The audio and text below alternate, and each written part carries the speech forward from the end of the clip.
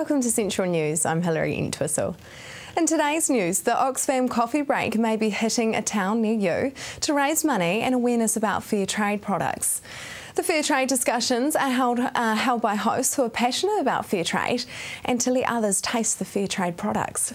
Coffee break host Wanda Brittan says the coffee breaks are a great way to raise funds for Oxfam and their fair trade initiative. Well, Oxfam was actually founded in 1942 during the war, and it was called the Oxford Committee for Famine Relief, and then they changed it to Oxfam, and it was really working with people in poverty to raise awareness and to help people suffering. Tauranga Boys College are the winners of the Bay of Plenty and Waikato Regional Secondary School Multi-Sport Championships in Tauranga yesterday. The Boys College entered 2 teams in the Earthwise Kaimai Classic event yesterday, where the teams took first and second place. The event returned to its familiar home in the Kaimai Ranges with about 400 competitors taking part. New to 2013, the event hosted the Bay of Plenty and Waikato Regional Secondary School Multi-Sport Championships, adding an extra dimension of fierce competition and excitement. New Race Relations Commissioner Dame Susan Devoy's first major speech since her appointment included comments about the country's racial issues and New Zealanders' embarrassment towards them. The Tauranga resident made her first major speech since the controversial appointment to an Ethnic Peoples Advisory Panel conference hosted by Auckland Council yesterday. In her speech, Dame Susan said most New Zealanders are embarrassed at the racism that exists in the country. She also said racism is not as discussed as openly as it should be. Candidates in this year's Waikato Regional Council elections will have their names picked out of a hat to decide the order in which they will be listed on the voting papers. Councils had 3 options for deciding the order in which candidates' names appear: alphabetical, pseudo-random and a fully random order. In previous elections, the Council has used the alphabetical option. Candidate names are sorted alphabetically by their surnames from A to Z. This is the simplest method for voters because they can quickly find the candidates they want to vote for, assuming they have made their decisions already.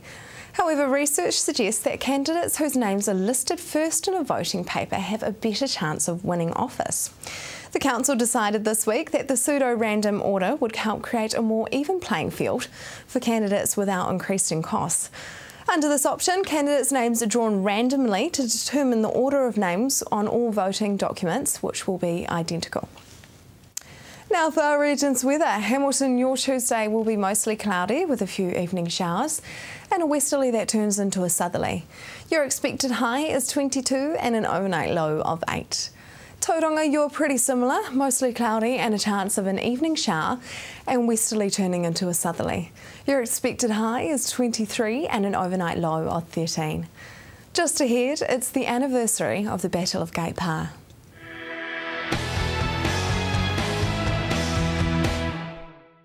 Welcome to Central News on TV Central.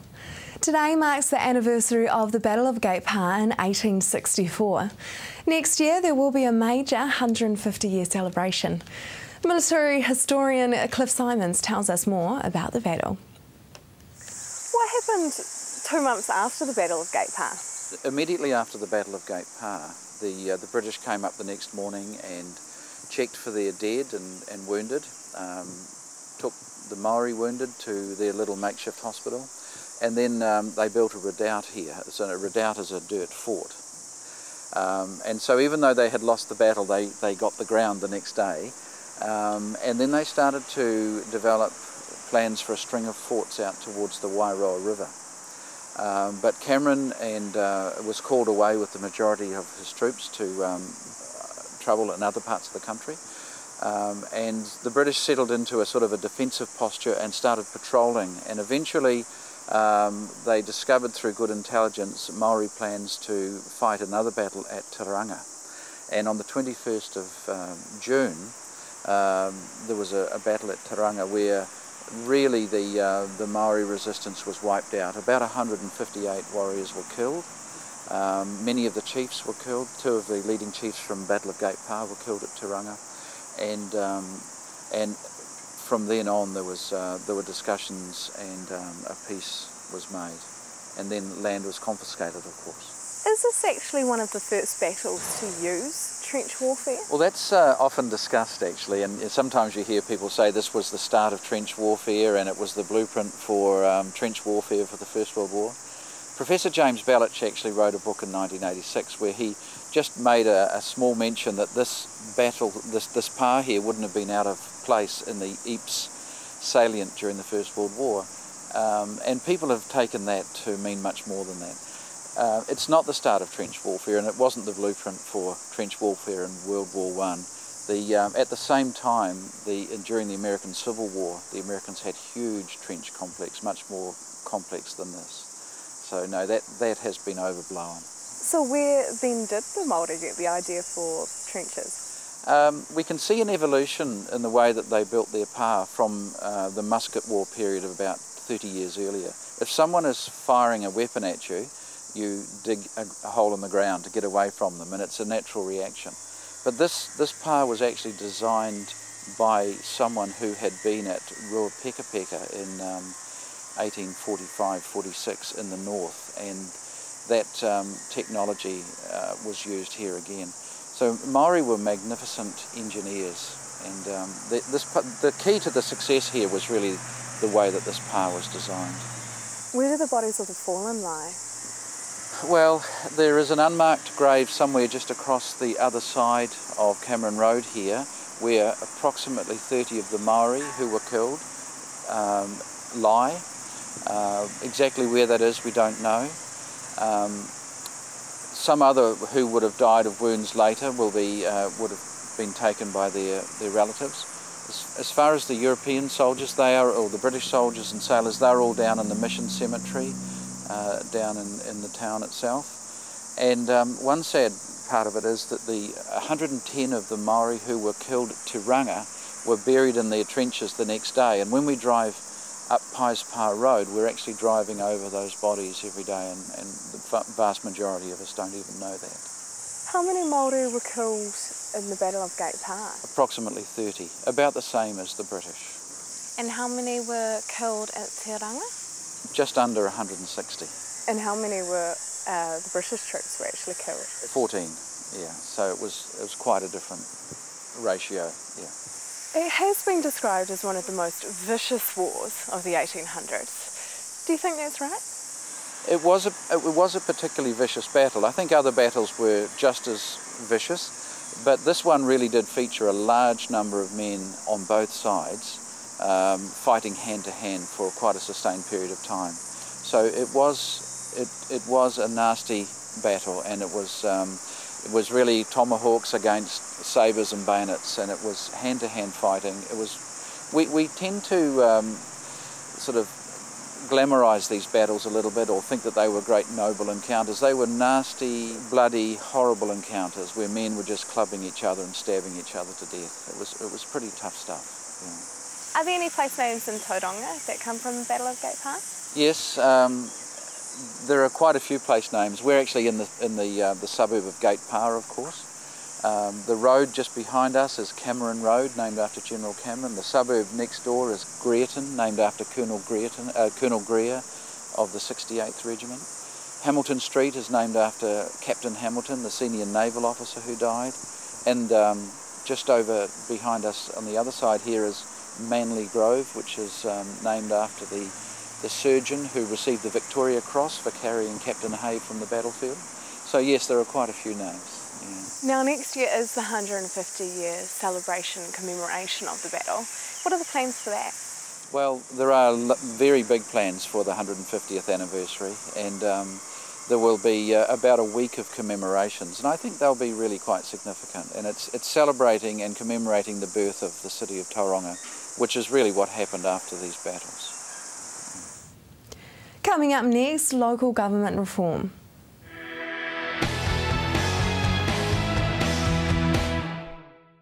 Welcome back. We are bringing you a local government reform special, and I chatted to the mayors in our regions to find out what they think of the reform. Tonight is Neil Sinclair of the South Waikato District. There are different schools of thought on what the purpose of local government is.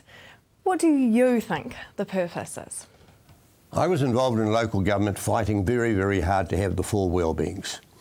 And I was on the Arts Council and we were fighting very hard to make quite certain that cultural well-being was an important part of local government. So I'm quite upset, annoyed, distraught that, OK, the 4 well-beings were disappeared. Unfortunately, as the government now has put out some things in that local government reform bill, not only wiping out the 4 well-beings, which upsets me, they throw in words like public good or public service and don't tell me what that means. That instead of saying what's good for our residents, they start saying that things that have to be cost-effective for businesses and households. Now, that's a completely different way of looking at things. Before, I was caring for my residents and my ratepayers, and that meant that it was important that I was a voice for my Pacific Island people. I've got 12% Pacific Island people. I've got to be a voice for my Maori people because I've got 20% of those.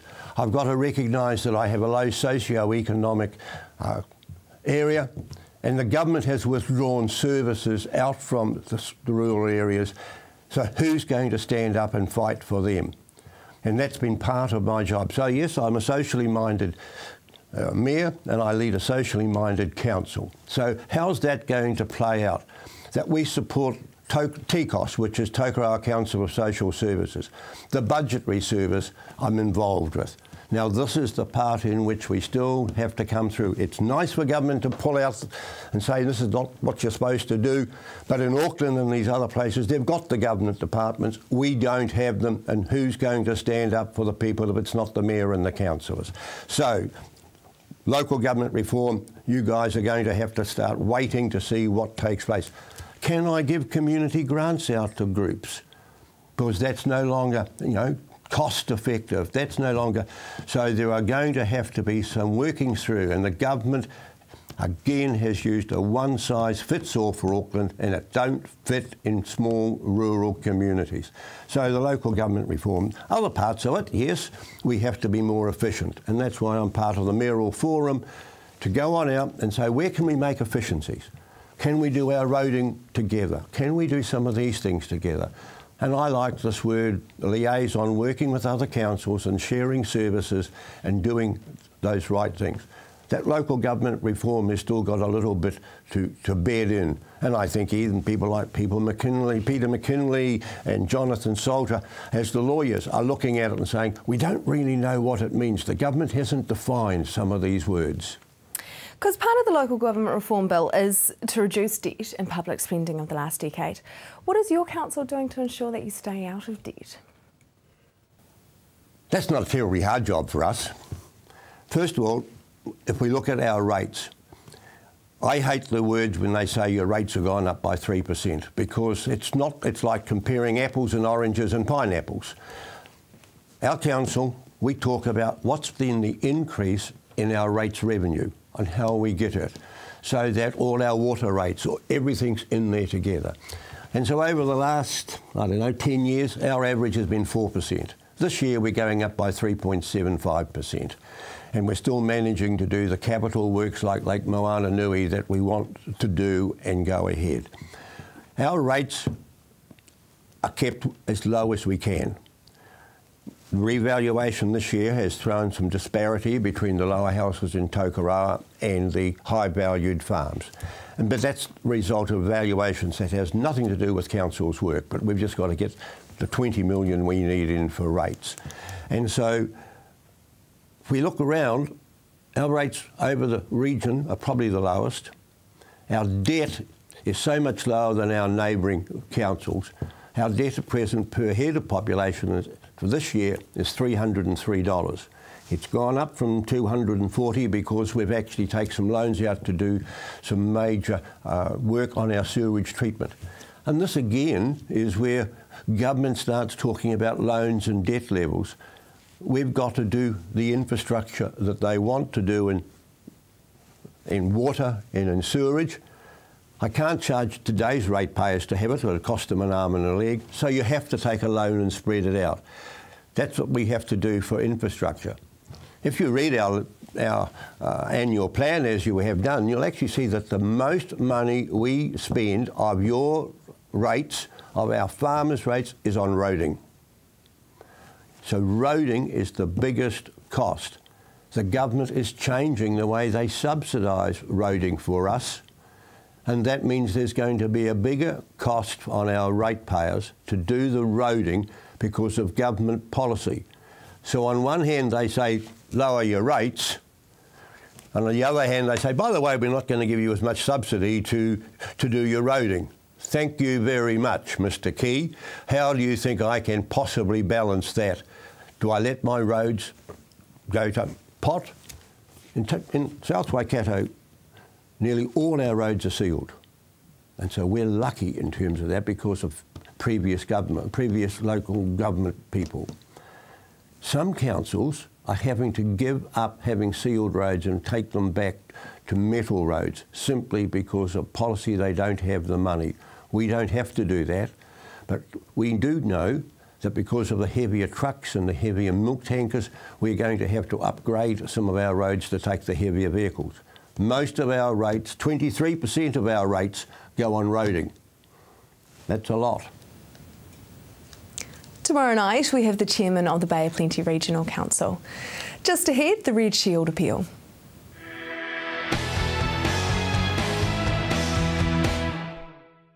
If you've just joined us, welcome to Central News. The Salvation Army help hundreds of thousands of people around the country every year. And this week is the Red Shield appeal. I spoke with Major Joanna Wardle to find out all about the Sally's Army. Well, the Red Shield appeal is our public opportunity for people to help us with our work, and we're running it this year from the 29th of April to the 6th of May, and it's when we'll have collectors out on the street and hoping that the public will come and support us so that we can continue our work helping over 120,000 individuals and families in need throughout the year in New Zealand. How does the Salvation Army gain their funds? So the first way that we want to tell the viewers is the Red Shield appeal and our Christmas appeal, which are the public ways. We also have people give us legacies. We have regular donors. We get money from foundations and trusts. We have some corporate partnerships, so we're really grateful to Countdown, for example, who supply us with goods that are a little bit damage the packaging, or they might package goods that are nearing their expiry date. They give them to us so that we can just distribute them to the needing families. And the other way is the government does give us some funding for a few of our programs such as Employment Plus and Home Care. Are all staff completely voluntary? Well, the Salvation Army is the first thing is we have our leadership provided by commissioned Salvation Army officers who are recognised ministers of religion. They provide the leadership, but it's supplemented by over 3,000 paid staff, and that includes our budgeters and counsellors. But it's so fantastic to have a huge range of volunteers also on board, and they come with a wide range of talents and skills that they help us with. What is the mission of the Salvation Army internationally? Yes, the Salvation Army is an international movement, and it's part of the evangelical part of the Universal Christian Church. Therefore, the message of the International Salvation Army is based on the Bible. The ministry is motivated by the love of God, and the mission is to preach the gospel of Jesus Christ and also to meet needs in His name without any discrimination. Is the New Zealand mission different? Our mission in New Zealand is caring for people, transforming lives and reforming society. Tell us about some of the welfare services that the Sallies provide. So the Salvation Army provides a good range of welfare services throughout New Zealand, and they cover such things as budgeting, supplementary food parcels, parenting courses, life skills, and the whole point is that we want to work with families and individuals to try and break the cycle of poverty and to offer them a brighter future. And so we want to support them and wrap around these services, helping them with their goals, and just to be able to offer them a hand up rather than a hand out. And so, for example, a story here in Tauranga, a lady came needing some assistance. We realised she needed budgeting advice. While we were putting on the budgeting program, we could give her supplementary food parcels. And then she was also invited to come to a recovery church, which is based on the AA program. And she has reported that since that time, she's been able to keep sober, which is really great and helpful for her and her whole family. So that's our point, is that we really want to be able to be there for people in their time of crisis and to work with them to try and break cycles of poverty. And what about some of the addiction services? I'd like to just look at some facts and figures here. I'd like to tell you that the Salvation Army operates 14 bridge centres for alcohol and drug addiction treatment, as well as 7 Oasis centres. So the Salvation Army delivered more than 19,300 addiction treatment sessions to the day program and residential clients last year, and so our bridge program is one of the leading providers of addiction services in New Zealand. What are some of the other community services that you provide? We also provide supportive accommodation. We have services to seniors, which includes our in-home care services so that people can stay in their homes longer. We have services to youth. We have court and prison services. We also help people with what's called a family tracing service if they would like to get in touch with an estranged family member or a friend, and that's all done in a confidential way and the other people have to agree to being found.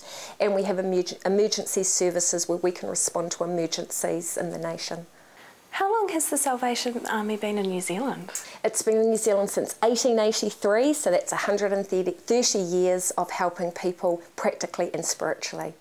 What are some interesting historical facts about the Salvation Army? Well, the Salvation Army has started in 1865 in London, England, and the founders were William and Catherine Booth. And what's quite interesting is they co-founded husband and wife, and so today we train husbands and wives together, and so women are equally ordained with their husbands and can hold any position in the Salvation Army. So right now our leader is a woman, General Linda Bond, who's working from London and administrating the Salvation Army's work in over 126 countries.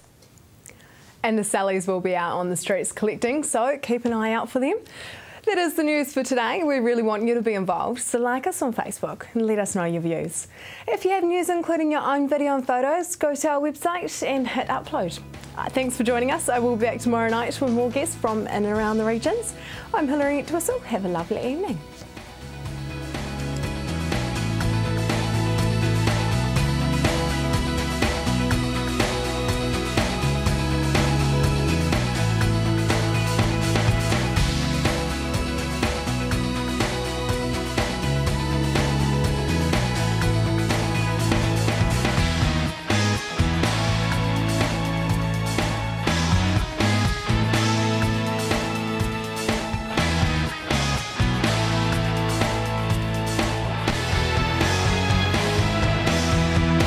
This has been an Alpha Media production, a division of Television Media Group. Supporting local content so you can see more of New Zealand on air.